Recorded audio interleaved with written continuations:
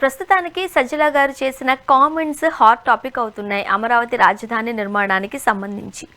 మీరేం చెప్తారు సజ్జల గారి కామెంట్స్కి?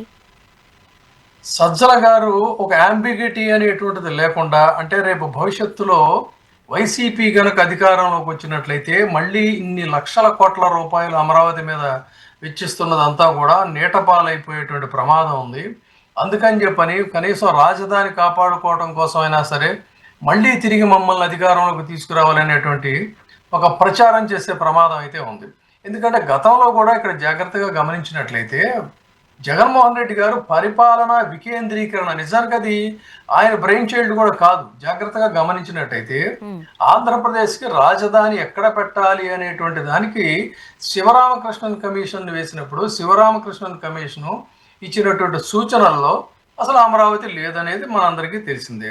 తర్వాత పాలనా వికేంద్రీకరణ కూడా జరగాలి, అన్ని ప్రాంతాలు సమాంతరంగా అభివృద్ధి చెందాలి.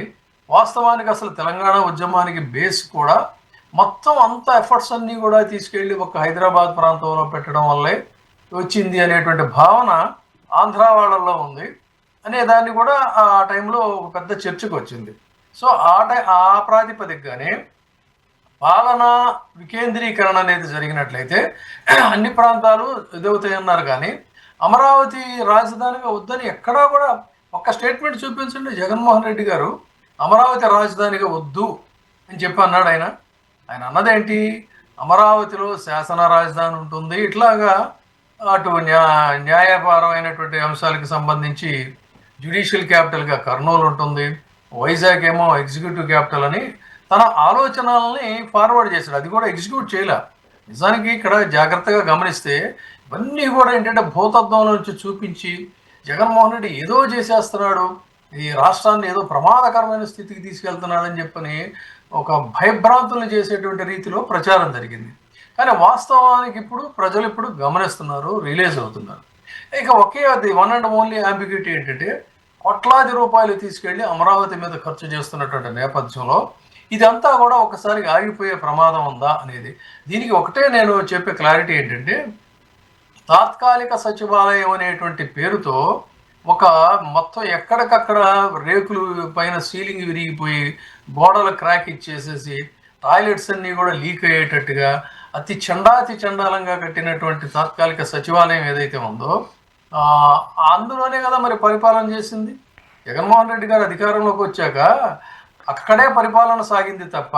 సజ్జల గారు కూడా అదే అన్నారు కదా. ఇప్పుడు అమరావతి రాజధానికి సంబంధించిన క్వశ్చన్కి మరి పరిపాలన అంతా అక్కడి నుంచే జరిగినప్పుడు అదే రాజధాని కదా అన్నారు. ఇప్పుడు దీన్ని బట్టి ఏంటి, మొన్నటి వరకు ఖచ్చితంగా 3 రాజధానులు అంటే 3 ప్రాంతాలు సమానంగా అభివృద్ధి చెందాలి, మరొకసారి ఆంధ్రప్రదేశ్లో ఈ విడిపోవడానికి సంబంధించిన మాటే రాకూడదనే ఉద్దేశంతో అన్నప్పుడు ఇప్పుడు ఆ 3 రాజధానుల స్టాండ్ను జగన్మోహన్ రెడ్డి గారు మార్చుకున్నట్టే కదా. ఖచ్చితంగా ఇప్పుడు ఎందుకు మార్చుకోవాల్సి వచ్చింది అని అంటే అదే చెప్తున్నా నేను అనేది. లక్షల కోట్ల రూపాయల ప్రజాధనాన్ని ఒక చోట కేంద్రీకృతంగా ఖర్చు చేస్తున్నప్పుడు ఆబ్వియస్లీ ఏంటంటే తర్వాత వచ్చేటువంటి ప్రభుత్వాలు అంత పెద్ద ప్రజాధనాన్ని వేస్ట్ చేసేటువంటి పరిస్థితులు ఉండకూడదు. కాబట్టి దాన్ని మేము కొనసాగిస్తామని చెప్పారు. ఎప్పుడు కూడా ఏంటంటే ప్రజాభిప్రాయానికి అనుగుణంగా, అంటే ప్రజాభిప్రాయాన్ని వీళ్ళు మార్చారు ప్రచారంతో.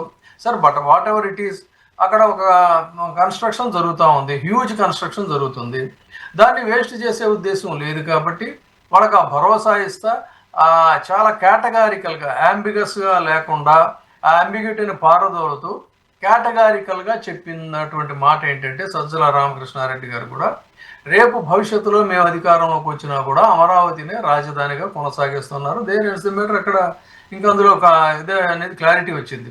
అంటే రైతులకి కూడా అక్కడ ఆందోళనలో భూములు ఇచ్చినటువంటి ఆందోళనలో ఉన్న రైతులకి ఒక స్పష్టమైనటువంటి క్లారిటీ ఇచ్చారు. కాబట్టి దాని మీద అక్కర. అదే సమయంలో వాళ్ళు ఇంకా చెప్పింది ఏంటంటే ఇప్పటికే సేకరించినటువంటి భూమి చాలు, ఇక మీదట ఇంకా భూసేకరణ అని చెప్పని వెళ్ళి ప్రజాధనాన్ని వేసేది. ఎందుకంటే చూడండి, ఇప్పుడు ఆంధ్రప్రదేశ్కి కనీస అవసరాలు చాలా ఉన్నాయి. దాదాపుగా 7 ప్రాంతాలు అతి తీవ్రంగా వెనకబడినటువంటి ప్రాంతాలుగా ఉన్నాయి. వైద్యం కానీ, విద్య కానీ, ఉపాధి కానీ, ఇలాంటివి కనీస అవసరాలు ఏమీ లేనటువంటి పూర్తిగా వెనకబడినటువంటి ప్రాంతాలు అటు ఉత్తరాంధ్రలోను ఇటు రాయలసీమలో కూడా ఉన్నాయి. కానీ వాటికి ఎక్కడా కూడా వాటి మీద కాన్సన్ట్రేషన్ అనేటువంటిది లేదు. ఇంకా దారుణమైన పరిస్థితి ఏంటంటే స్మార్ట్ సిటీ అని ఒక స్కీమ్ స్టార్ట్ చేసి ఈ స్మార్ట్ సిటీ పేరుతో విజయవాడను అభివృద్ధి చేయాల్సిన పరిస్థితిలో కాస్త వాన పడితే అక్కడ డ్రైనేజీ కాలవ, తాగునీటి పైపులు ఈ రెండు కలిసి స్నేహం చేస్తాయి పెనవేసుకుపోయి. ఫలితంగా చూస్తున్నాం మనం ఈ డయేరియాలు, గేరియాలు, తర్వాత భయంకరమైనటువంటి దోమలు.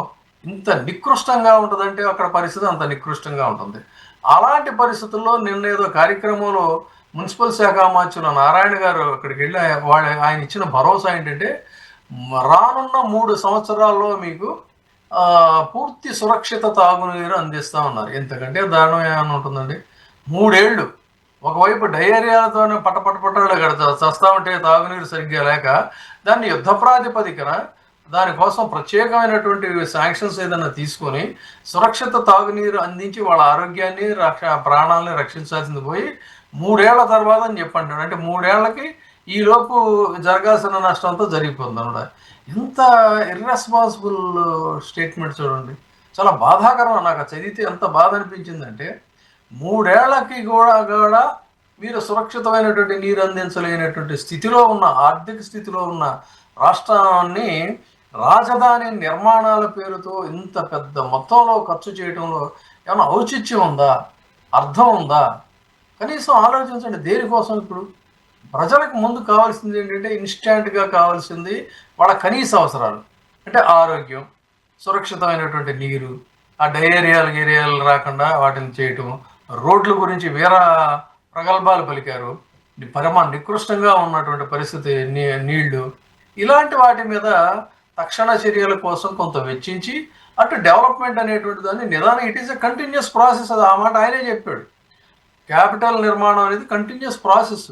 దానికోసం ఇంత ఇన్స్టాంట్గా హ్యూజ్ ఎక్స్పెండిచర్ అనేది ఎంతవరకు కరెక్ట్ అనేది ఆలోచించుకోవాలి. ఇప్పుడు రాజధాని నిర్మాణం అనేది అంటే డెవలప్మెంట్ అనేది ఒక నిరంతర ప్రక్రియ. ఫస్ట్ ఫేజ్ కంప్లీట్ అవ్వడానికి 3 సంవత్సరాలు పడుతుందని డైరెక్ట్గా ముఖ్యమంత్రి చంద్రబాబు నాయుడు గారే అంటున్న తరుణంలో మరి ఎప్పటికీ కంప్లీట్ అవుతుంది? ఓ పక్క రాజధాని రైతుల పరిస్థితి ఏంటి? ఇంతవరకు జగన్మోహన్ రెడ్డి గారు 3 రాజధానుల స్టాండ్ తీసుకున్నారు కాబట్టే రైతులు ఆగ్రహంగా ఉన్నారు అంటున్నారు.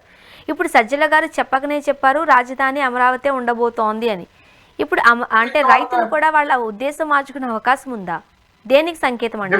ఇప్పుడు ఒక మాట ఏంటంటే లీడర్స్ లో ఇక్కడ కూడా గమనించాల్సింది, రైతులు కానీ సగటు ప్రజలు కానీ ఇప్పుడు మనం మాట్లాడుకుంటున్నట్టు తీరు కానీ ప్రతి నాయకుడికి ఒక క్రెడిబిలిటీ అనేది ఉంటుంది.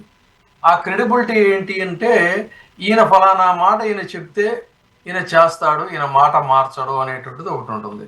ఆ క్రెడిబిలిటీ ఉన్న అతి కొద్ది మంది లీడర్స్లో ఫస్ట్ చెప్పగానే ఈయన చేస్తాడని చేసి చూపించినటువంటి వైఎస్ రాజశేఖర రెడ్డి గారికి ఆ క్రెడిబిలిటీ ఉంది. ఆ తర్వాత జగన్మోహన్ రెడ్డి గారికి ఉంది. ఈయన చేస్తాడు, ఆ నవరత్నాల స్కీమ్ ఉంది. ఆ నవరత్నాలు నేను ఫుల్ఫిల్ చేస్తానన్నాడు ఆయన. ప్రమాణ స్వీకారం చేసిన మరుసటి రోజు నుంచి దాన్ని ఫుల్ఫిల్ చేశాడు. ఎన్ని అవాంతరాలు వచ్చినా, ఎన్ని అడ్డంకులు ఎదురైనా, ఎంత దుష్ప్రచారం జరిగినా తన గోల్ను మాత్రం కంటిన్యూ చేశాడు ఆయన. సో ఆ రకంగా అలాంటి వ్యక్తి వాళ్ళ ఒక అష్యూరెన్స్ ఇస్తున్నాడు. సజ్జల రామకృష్ణారెడ్డి గారు చెప్పారంటే ఆయన ఆల్రెడీ అంతకుముందు ప్రెస్ మీట్లో చెప్పిన దాన్నే ఆయన మరింత క్లారిటీతో ఎక్కడ కూడా ఇది లేకుండా మరింత స్పష్టతని ఇచ్చారు సజ్జల రామకృష్ణారెడ్డి గారు. అది ఇక్కడ గమనించాల్సింది. కాబట్టి ఏంటంటే దాని మీద ఖచ్చితంగా రైతులు 100% నమ్మొచ్చు. ఇప్పుడు కూడా ఆయన నేను ఈ మాట చెప్పి మాట జవదాటి మాటని మిస్లీడ్ చేసి మోసం చేసిన చరిత్ర అయితే జగన్మోహన్ రెడ్డి గారికి లేదు. మనం ఏదైనా చూడవచ్చు.